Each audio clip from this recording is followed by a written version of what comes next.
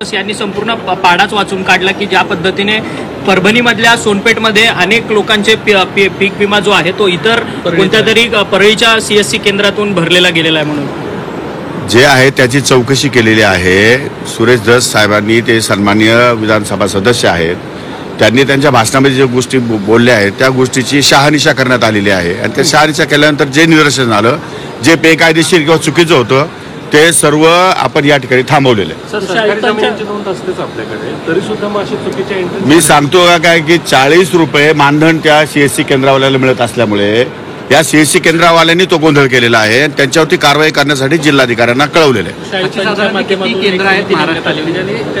समितीने अहवाल पाठवलेला आहे, समितीच्या अहवालावरती चर्चा व्हायची। अजून आम्हाला माननीय मुख्यमंत्री, उपमुख्यमंत्री यांच्याबरोबर चर्चा करायची आहे। तर पीक विम्याच्या संदर्भात आणखी काही सुधारणा करता येतात का, तर तो सुधारणा करण्याचा आमचा विचार आहे। त्यामुळे पारदर्शीपणा त्यामध्ये कसा येईल असा आमच्या या ठिकाणी विचार आहे।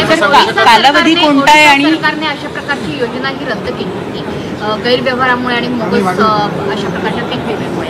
महाराष्ट्र शासनाचा अपग्रेड करण्याचा विचार आहे योजना ही रद्द करण्याचा। हे बघा, कुठल्याही योजनेमध्ये 2-5% गैरप्रकार तर होतच असतात आणि दुसरी गोष्ट, योजनेमध्ये गैरप्रकार होतो म्हणजे योजना बंद केली पाहिजे किंवा योजना बंद करावी या विचाराचा मी नाही आहे। योजनेमध्ये आणखी पारदर्शकपणा अपडेट कसं करता येईल तो या ठिकाणी सरकारचा प्रयत्न राहणार।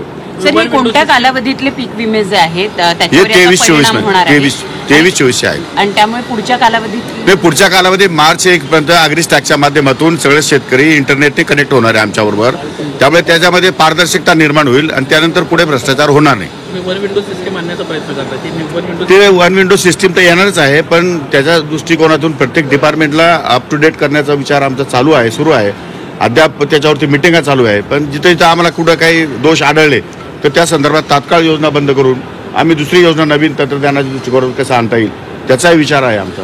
सर, अधिवेशनात तुम्ही आणखी एक महत्त्वाची बाब नमूद केली होती की महाविद्यालयांसंदर्भात ते कृषी महाविद्यालय मोठ्या प्रमाणामध्ये आम्ही त्यांचं ऑडिट करणार आहे, त्यांचं इव्हॅल्युएशन करणार आहे आणि त्याच्यामध्ये जे कृषी महाविद्यालय या ठिकाणी फिजिबल नसतील त्यांना या ठिकाणी नोटिसा पाठवून ते बंद करण्यात येतील, नंबर 1।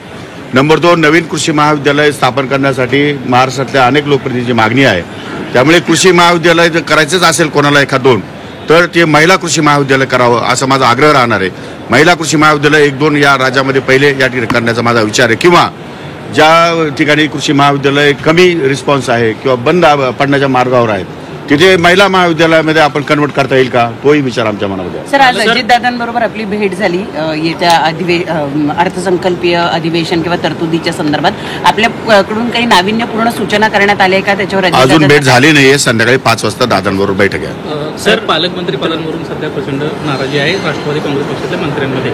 म्हणजे मुश्रीफ असतील, त्यांना 750 किलोमीटरचा लांबचा जिल्हा आहे, आपण देखील 200 किलोमीटर लांबचा जिल्हा दिला। सगळ्यांच्याच बाबतीमध्ये जे आहे ते नाराजी आहे की नाराजी नाही, थोडासा अधिकार माननीय मुख्यमंत्री महोदयांचा आहे, त्यामुळे नाराजी म्हणता येणार नाही। त्यांनी जबाबदाऱ्या दिल्या आहेत, काही ठिकाणी थोडंफार प्रमाणात इकडे तिकडे आमदारांची अपेक्षा, मंत्र्यांची अपेक्षा होणं गैर नाही, त्यांच्या अपेक्षा असणं योग्य आहे, परंतु त्या निर्णयामध्ये काही 2-4 ठिकाणी इकडे तिकडे झाला असेल तर माननीय मुख्यमंत्री दुरुस्त करतील।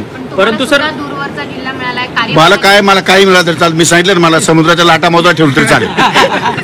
परंतु कार्यालयाशेजारील सीसीटीव्ही व्हिडिओ समोर आलेला आहे। सर, मला नाही माहिती। संजय राऊत असं म्हणतात की शेतीवर काही प्रश्न असेल तर विचारा तुम्ही, हे रिकामी उद्योग नका विचारू। सर, संजय राऊत म्हणतात की सिंहस्थ कुंभमेळ्यामुळे त्याचा बजेट जास्त असतो, त्यामुळे भाजप नाशिकच्या पालकमंत्री पदाकरता आग्रही आहे म्हणून। काय करतात, काय सिंहस्थ कुंभमेळ्यामध्ये काय करतात मंत्री? ते काय ठेका घेतात काय? अधिकारी नेमलेले आमचे गेडाम साहेब आहेत, त्याच्यामध्ये कमिशनर, रेव्हेन्यू कमिशनर आहेत, ते अत्यंत हुशार आणि नावाजलेले अधिकारी आहेत, त्यामुळे तशा प्रकारचा काही प्रकार होणार नाही, होतही नाही। नाशिक जिल्हा मोठा आहे, प्रत्येकाला असं वाटतं की तो जिल्हा आपल्याकडे राहिला तर आपला राजकीय फायदा होईल, पण एक गोष्ट मात्र खरी आहे की जिल्ह्याचा लोकल माणूस जर असला तर जिल्ह्यातला लोकल माणूस जर असला तर त्या ठिकाणी कार्यकर्त्यांच्या ओळखी पाळखी, पक्षाचे पदाधिकारी